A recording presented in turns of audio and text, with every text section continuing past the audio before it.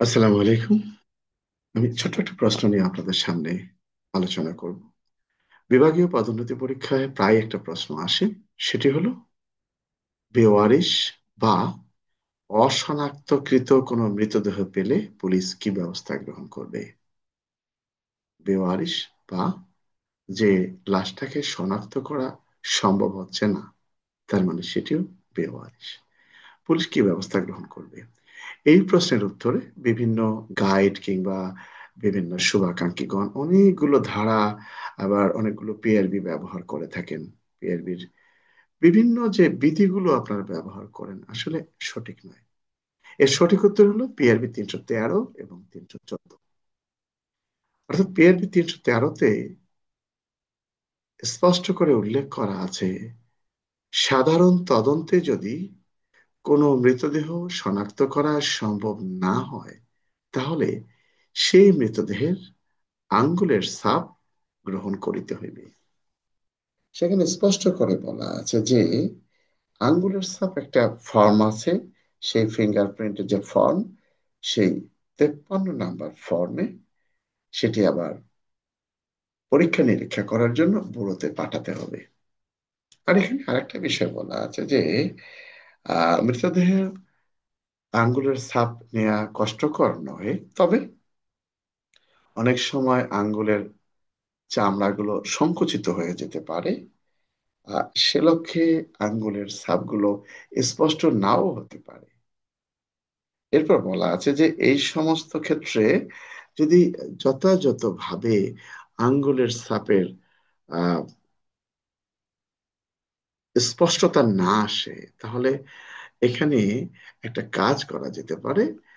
মৃতদেহটি যখন পোস্টমর্টমের জন্য প্রেরণ করা হবে, এই পোস্টমর্টমের জন্য প্রেরণ করলে তখন পোস্টমর্টমকারী চিকিৎসককে অনুরোধ পত্র পাঠাতে হবে যে তিনি যেন এই আঙ্গুলের চামড়াগুলো সুন্দরভাবে তুলে ফেরত পাঠান, অর্থাৎ যাতে এখান থেকে আঙ্গুলের ছাপ নেওয়া যায়। অর্থাৎ এই চামড়াগুলো আবার কোথায় পাঠাতে হবে? ফিঙ্গারপ্রিন্ট ব্যুরোতে পাঠাতে হবে। এখানে আরেকটা বিষয় বলা হয়েছে যে এই আঙ্গুলের ছাপ গ্রহণের সময় একজন ইন্সপেক্টরের তত্ত্বাবধান ছাড়া কোনো অবস্থাতেই নেওয়া যাবে না। এবং আরেকটা বিষয় বলা আছে, প্রয়োজনে 10টি আঙ্গুলের ছাপ নিতে হবে। আর একটা বিষয় বলা আছে যে আহ এই আঙ্গুলের ছাপ যিনি নিচ্ছেন তিনি দ্রুত ঘটনাস্থলে পৌঁছানোর চেষ্টা করবেন। এরপরে তিনি আঙ্গুলের ছাপ নেবেন, এবং এক্ষেত্রে যেন কোনো বিলম্ব না ঘটে, যেন কোনো বিকৃতি না ঘটে সেই আঙ্গুলের চামড়াগুলোর। এরপরে একটা বিষয় এখানে আমাদেরকে খেয়াল করতে হবে যে বন্দি যদি থাকে, বন্দি থেকে যদি শনাক্ত করা সম্ভব না হয়, আসলে এই বন্দি বলতে আমরা কারাবন্দি যারা আছে তাদেরকে বলে থাকি। পিআরবি যখন তৈরি হয়েছে তখন কিন্তু এই পিআরবিতে যে বিষয়গুলো দিয়েছে, এটা আঙ্গুল দিয়ে দেখিয়েছে যে পুলিশ তুমি এই কাজগুলো করবা। কাজে কাজে এ ধরনের প্রশ্নের ক্ষেত্রে আমি সংক্ষেপে যেহেতু আলোচনা করছি, স্বল্পতর ভিডিওর জন্য আপনারা অবশ্যই পিআরবি 313 দেবেন।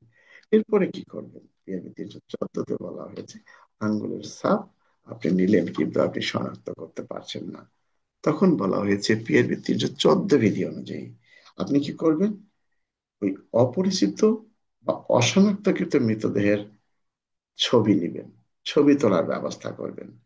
এবং সেখানে একটা বিষয় বলা আছে যে যদি কোনো ভালো স্থানীয় ক্যামেরাম্যান পাওয়া যায়, তাহলে সেক্ষেত্রে সিআইডি কর্তৃক ফটোগ্রাফার ডাকার প্রয়োজন নেই। তার মানে এগুলো আগে লেখা ছিল, এখন কিন্তু অনেকটা আধুনিক প্রযুক্তি এসেছে, সবার কাছে ক্যামেরা চলে আসছে। কাছে কাছে এগুলো মনে হয় কিছুটা সংশোধনের প্রয়োজন ছিল। তবে যেহেতু বিভাগীয় পদোন্নতি পরীক্ষা, পিএরবি 313 লেখার পর 314-তে আসতে হবে। ছবি তোলার ব্যবস্থা করতে হবে, ছবিটা পূর্ণাঙ্গ আকারে তুলতে হবে, অর্ধ প্লেট আকারেও তুলতে হবে, এবং ছবির ক্ষেত্রে তার নাম লিখতে হবে যে অজ্ঞাত ব্যক্তি। অজ্ঞাত ব্যক্তি লিখে থানার যে একটা বোর্ড আছে সেই বোর্ডে টাঙিয়ে দিতে হবে। এই বিষয়গুলো এখানে উল্লেখ করা আছে। আবার বলছে যে যদি আহ ভালো মানের কোনো ক্যামেরাম্যান পাওয়া না যায়, তাহলে কিন্তু স্থানীয় ব্যবস্থাও ছবি তোলার ব্যবস্থা করা যাবে। এরপরে বলা আছে যে অপরিচিত কোনো লাশের ফটোর প্রয়োজন হলে এমন ভাবে ফটো তুলতে হবে যেন পুরো শরীরটাই চলে আসে। আর দেহের কোনো কাটা দাগ থাকলে, বিকৃতি থাকলে সেগুলোরও ছবি তুলতে হবে। পরিধেয় বস্ত্রের চাইতে বিভিন্ন চিহ্ন যেগুলো আছে সেগুলো, সেই অ্যাঙ্গেলে ছবিগুলো তুলতে হবে। আর লাশের সাথে পরিধেয় বস্ত্র নষ্ট হয়ে যাবে বলে এই পর্বের যথাযথ রেকর্ড রাখা প্রয়োজন। অর্থাৎ এই বস্ত্রগুলো নষ্ট হয়ে যায় অনেক সময়, এটাও একটা আপনি রেকর্ড করে রাখবেন। আর যখন কোনো অপরিচিত ফটো লাশের ফটো তোলা হয়, তখন গৃহীত ফটোর বিভিন্ন অংশ উল্টো দিকে স্পষ্ট আকারে লিখে রাখবেন। আসলে এখানে পিআরবি 638 এবং 639, সেখানে বলছে আপনি কিভাবে ছবিটাকে সংরক্ষণ করবেন, কিন্তু মূলত উত্তর হলো এই অশনাক্ত মৃতদেহ পেলে পুলিশ কি ব্যবস্থা নেবেন, সেক্ষেত্রে পিআরবি 313 এবং 314। এখন প্রশ্ন হলো যে আপনি সুরতাল করবেন কিনা, লাস্টে পোস্টমর্টমের জন্য পাঠাবেন কিনা। আসলে আপনি যখনই অশনাক্তকৃত মৃতদেহ পাবেন, আপনাকে অবশ্যই সুরতাল করতে হবে, অবশ্যই পোস্টমর্টমের জন্য পাঠাতে হবে। কিন্তু এই প্রশ্নের যে সঠিক উত্তর, সঠিক উত্তরটা পিআরবি 313 এবং 314। আপনি সেখানে উল্লেখ করতে পারেন, যেহেতু বলেই দেয়া আছে যদি আঙ্গুলের ছাপ নেওয়া সম্ভব না হয়, তাহলে চামড়াগুলো তোলার জন্য পোস্টমর্টমের জন্য তো প্রেরণ করতেছেন, তাদেরকে অনুরোধ জানান। তার মানে কি আপনি পোস্টমর্টম করবেন। তাই বলে এই পোস্টমর্টম করার জন্য যে এই শ্রোতাল প্রতিবেদন এই ধারা অনুযায়ী, এই পিআরবি অনুযায়ী লাশ পাঠাবো অমুকের মাধ্যমে, বিস্তারিত লেখার প্রয়োজন নেই। আর বিস্তারিত লেখেন বলে আপনি পরীক্ষায় আশানুরূপ ফল পান না। আপনাকে বুঝতে হবে কর্তৃপক্ষ জানতে চাচ্ছে আপনি অশনাক্তকৃত বা বেওয়ারিশ লাশ পেলে কি ব্যবস্থা গ্রহণ করবেন সেটি, অর্থাৎ পিআরবি 313 এবং 314। ভালো থাকুন।